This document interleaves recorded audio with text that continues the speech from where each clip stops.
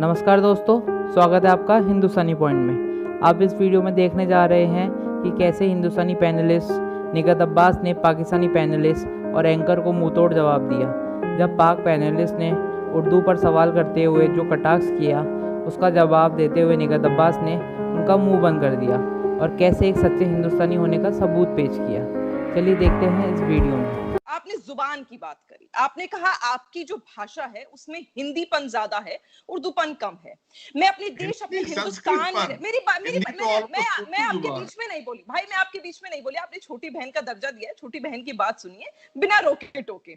मैं अपने हिंदुस्तान, अपनी धरती, अपने देश पर रहती हूँ और यहाँ पर जानमाज बिछाकर इस जमीन पर सजदा करती हूँ। और जब इस जमीन पर सजदा करती हूँ तो मेरे दिल और दिमाग और मेरे जहन में सबसे पहले हिंदी और संस्कृत पनपती है, क्योंकि मैं सबसे पहले हिंदुस्तानी हूं, बाद में हिंदू या फिर मुसलमान हूं। अब आ जाते हैं, ना ही मैं लखनऊ की हूं, ना ही मैं जम्मू कश्मीर की हूं, मैं यूपी में मुजफ्फरनगर की हूं, जहां पे ठेठ भाषा बोली जाती है, जिसको हिंदी का नाम दिया गया है आपने और हमने। वही भाषा मैं बोलती हूं और मेरे पूर्वज यही भाषा पार्टीशन से पहले भी बोलते आ रहे हैं। जैसे आप लोग आज भी पंजाबी बोलते हैं, जबकि पंजाबी हिंदुस्तान की भाषा है। तो यही फर्क है समझने में। पर हम आपको कभी नहीं टोकेंगे, क्योंकि हम समझते हैं कि पार्टीशन से पहले आप हमारे देश का हिस्सा थे, आप यहाँ की तहजीब को फॉलो करते थे, आप यहाँ की जुबान बोलते थे जिसे हम पंजाबी कहते हैं। और बड़े गर्व से हम आपको बोलने देते हैं, क्योंकि हम जानते हैं कि ये देश हमारा भी कभी हुआ करता था।